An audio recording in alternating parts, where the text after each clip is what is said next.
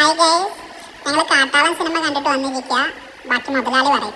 ഈ KGF ശേഷം അല്ലെങ്കിൽ നമ്മുടെ പുഷ്പയ്ക്കൊക്കെ ശേഷം മലയാളത്തിൽ നിന്ന് അങ്ങനെ ഒരു സിനിമ ഏതാണെന്ന് ചോദിച്ചു കഴിഞ്ഞാൽ അതിനുള്ള ഉത്തരമായിട്ടാണ് ഇപ്പോഴത്തെ പെപ്പയുടെ കാട്ടാളൻ എന്ന് പറഞ്ഞിട്ടുള്ള മൂവി ഇറങ്ങിയിട്ടുള്ളത് എന്ന് എനിക്ക് പറയണമെന്നുണ്ട്. പക്ഷേ അത് പറയാൻ പറ്റത്തില്ല.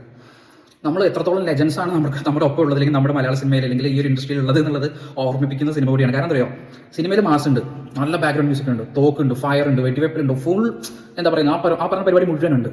പക്ഷേ സാധനത്തിനൊരു ജീവനില്ല. അപ്പോൾ വെറും ഇത് മാത്രം ഉണ്ടായി കഴിഞ്ഞാൽ അവിടെ ഒരു ഹീറോ അല്ലെങ്കിൽ ഒരു ക്യാരക്ടറിനെ ബിൽഡ് ചെയ്തെടുക്കാൻ പറ്റില്ല എന്നുള്ളത് നമുക്ക് വ്യക്തമായിട്ട് മനസ്സിലാവും കാട്ടാളൻ കണ്ടു കഴിഞ്ഞാൽ. അപ്പോൾ മറ്റ് പരിപാടികൾ എന്തെങ്കിലുമൊക്കെ ഉണ്ടെങ്കിൽ അത് മാറ്റി വെച്ചിട്ട് മാത്രം പോയി കാണാൻ മാത്രമുള്ളൊന്നും അതിനകത്തില്ല. നിങ്ങൾക്ക് തീരെ വയ്യ, സമയം ഒട്ടും പോകുന്നില്ല എന്നൊക്കെ ഉണ്ടെങ്കിൽ വേണമെങ്കിൽ പോയി കാണാം എന്നുള്ളതാണ്. ഈ സിനിമയുടെ മേക്കേഴ്സിനുള്ളൊരു പ്ലസ് പോയിന്റ് അല്ലെങ്കിൽ ഉണ്ടായിരുന്ന പ്ലസ് പോയിന്റ് എന്താണെന്ന് വെച്ച് കഴിഞ്ഞാൽ ഇത് പെപ്പയുടെ പടമാണെന്നും ഇതൊരു ആക്ഷൻ മൂവി ആയിരിക്കുന്നു, ഇതൊരു ഇടിപ്പടായിരിക്കുന്നു കരുതിയിട്ട് തന്നെയാണ് ഓഡിയൻസ് ഈ സിനിമയ്ക്ക് വരുന്നത്. അപ്പോൾ അവിടെ വലിയ തരത്തിലുള്ള റിയലിസ്റ്റിക് ആയിട്ടുള്ള സ്റ്റോറി അല്ലെങ്കിൽ വലിയ രീതിയിലുള്ള ക്യാരക്ടർ ബിൽഡപ്പ് അല്ലെങ്കിൽ അതൊന്നും നമുക്ക് അത്ര ആവശ്യമില്ലാത്ത കാര്യമാണ്. വലിയ ലോജിക് ഇല്ലെങ്കിലും വലിയ കുഴപ്പമൊന്നുമില്ല. ഇടി കാണാനാണ് വരുന്നത്, ആ ഒരു ആക്ഷൻ സീക്വൻസ് കാണാനാണ് വരുന്നത്. അപ്പോൾ കുറച്ച് നല്ല രീതിയിൽ എടുക്കാം. പക്ഷേ അപ്പോൾ അതിന്നൊക്കെ മാറി നമ്മളായിട്ട് ഒരു കണക്ഷനും ഇല്ല, ഓഡിയൻസ് ആയിട്ട് ഒരു കണക്ഷനും ഇല്ല. നമ്മൾ വെറുതെ അവിടെ ഇങ്ങനെ ഇരിക്കുന്നു, പെപ്പയായിട്ട് വരുന്നു, ബാക്കിയുള്ള ക്യാരക്ടേഴ്സൊക്കെ എങ്ങനെയാണോ അവരായിട്ട് തന്നെ വരുന്നു.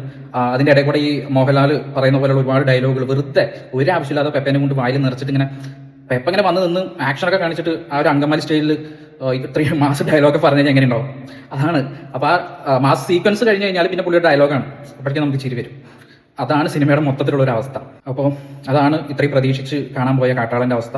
തീരെ സമയം പോകുന്നില്ലാത്തവർക്ക് സജസ്റ്റ് ചെയ്യും.